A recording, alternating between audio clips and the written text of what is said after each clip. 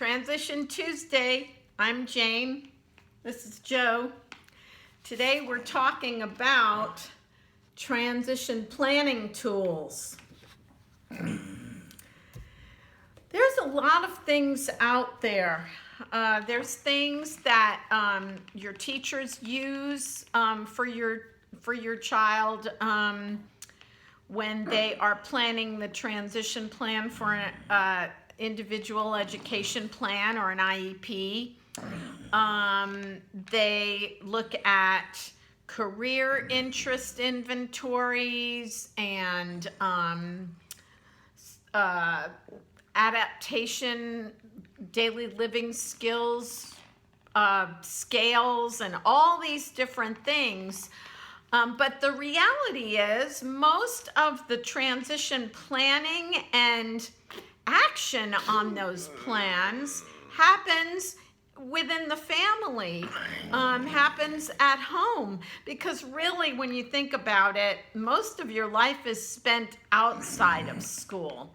And once you leave school, that's when the rubber hits the road, right? So it only makes sense for families to be very engaged in transition planning. Right, Joe?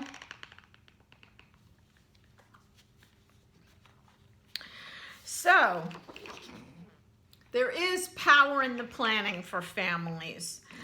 The future is scary unless you feel like you have some control, but the good news is there are resources all around you. Googling is definitely one way to do it, although I have to say that could be kind of confusing with the amount of information that is online these days. But we're going to kind of pare some things down and give you some ideas to help you figure out how to start or how to continue or how to develop. So, first things you want to look at is the age of your child, what grade they're in, and the level of support they need, he or she needs. So age, because really schools don't start even working on a transition plan until a child is 16. Some states it's 14, but in Georgia it's mostly 16. Middle school, grade, again. That doesn't mean you have to start then, but that's when the school generally starts. But the level of support is a key thing to consider. How much independence do you think your person will have when they leave school? Will they be able to drive a car, have a job, live in an apartment, and, feed themselves, cook for themselves, clean up after themselves, pay their bills? How independent will they be? How much support will they need? So that's kind of a great place to start. If your child is young, you can start developing self-determination skills with your child.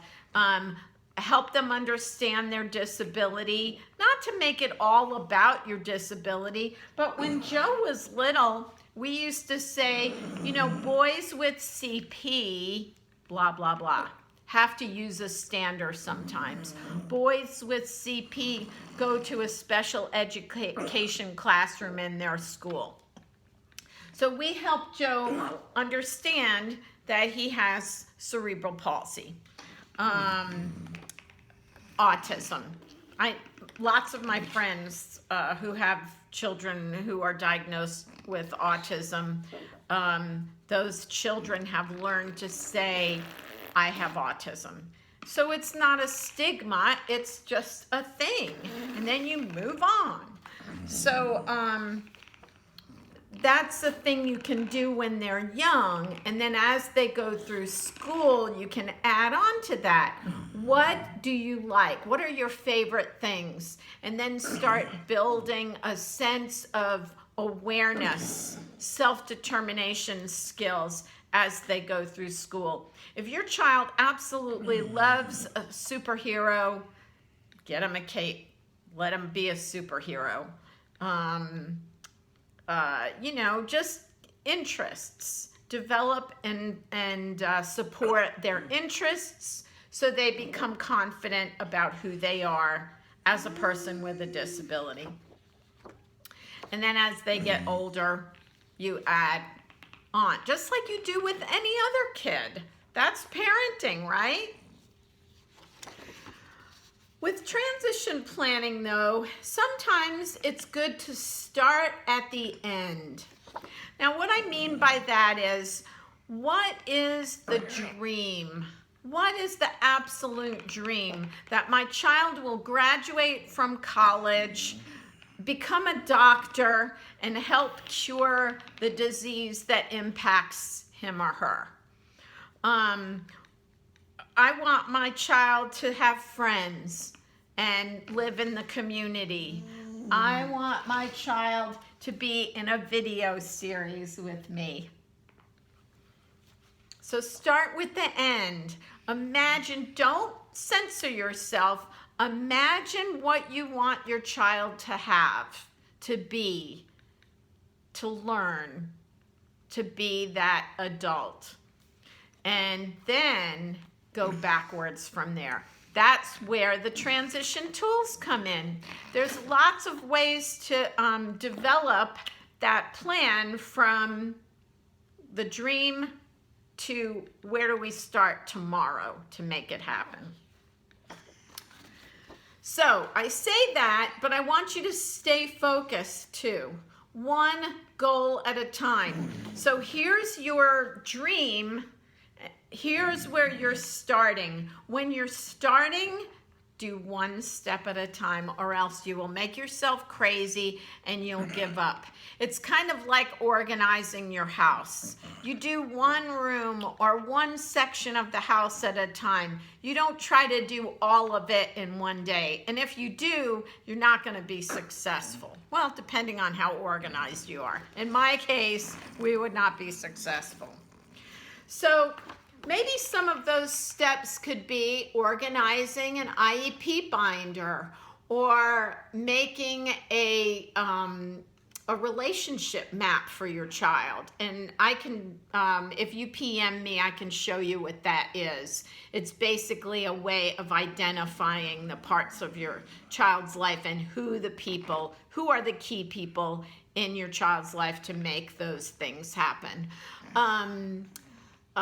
Learning about an agency that provides support services. It could be a rec league, or it could be Parent to Parent of Georgia, or the Georgia Parent Mentor Partnership.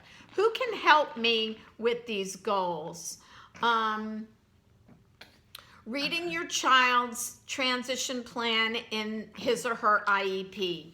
What do your child's teachers have developed for your child's transition plan? That's a great way to start if you feel overwhelmed, particularly if they're a teenager and you're creeping towards that 18th birthday. What do they have? Because probably they've done some inventories and assessments about your child's abilities and preferences, and so you can take those and build from there. So we're going to talk about Joe's future dream, just to give you an example of somebody who has pretty extensive support needs. How do we even dream? How does Joe dream, and how do we communicate that dream, and how do we make it happen? So I started with 2 questions based on what I know about Joe. And so, Joe, do you want to live at home? I know, I kind of thrust the question upon you when you weren't ready. All right, we'll come back to it. Joe wants to live at home. Now, we know this because we've done other interviews with Joe. I've asked him this question before. In fact, I go back and ask the question every now and then to see if he still wants to. And sometimes he says no, probably when he's mad at me. So So I think things are starting to bloom, even though it's still February. Joe has been, his sinuses have been draining a lot. And Joe is working towards being a disability advocate. Now, why did we choose that? Because Joe's been doing that his whole life. Joe has worked with college physical therapy departments to help train physical therapists. He's been a March of Dimes ambassador.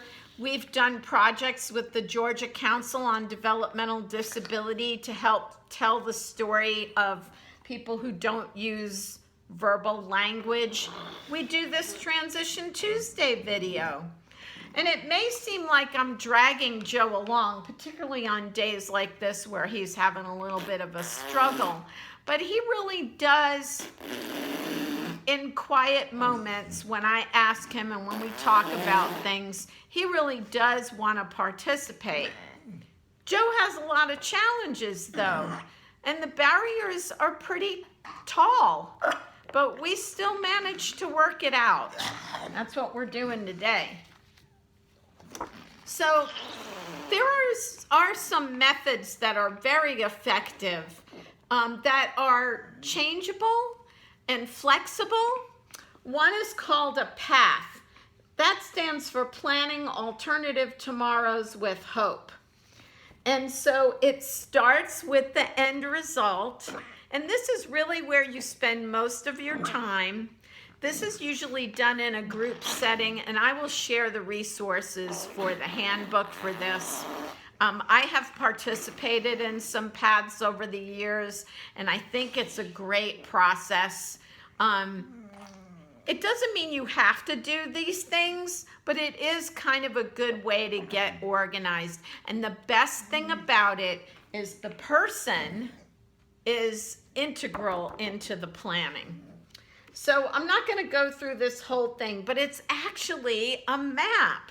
You get a big piece of paper and you write words on it and you draw pictures on it and you give yourself a visual pathway to where you want to go. There's also a MAP. MAP stands for Making Action Plans. I like this one too because it includes the dream, but it also has a little spot for nightmare. So what are you worried about? What are you afraid of?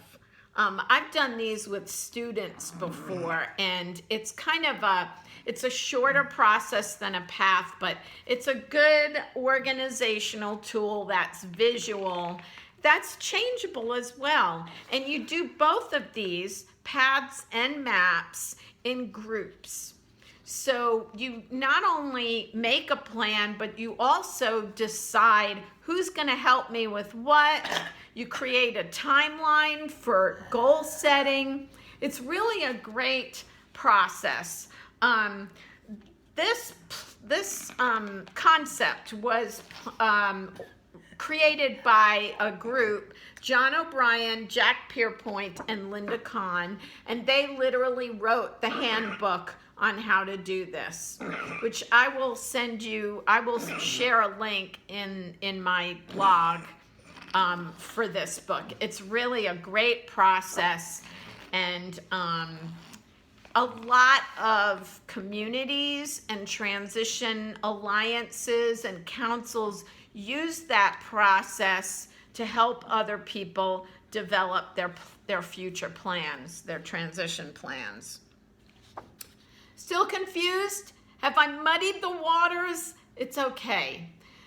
There's lots of people out there to help you with this. Teachers, other families. Do you know families of kids who've already aged out of school? Look around. What are they doing in their community? How do the families support that individual to be an adult? And look to organizations. Like I said, lots of organizations do maps and paths and planning, and there's all kinds of ways out there, and you just kind of have to look at what would work best for your family. Sometimes it's trial and error, but it's worth the time because you want a good outcome for your person. You want them to have the best life they can have. Transition planning is the way to get there. So anyway, I will post some resources. I hope this gave you some ideas and inspired you, and we will see you next time.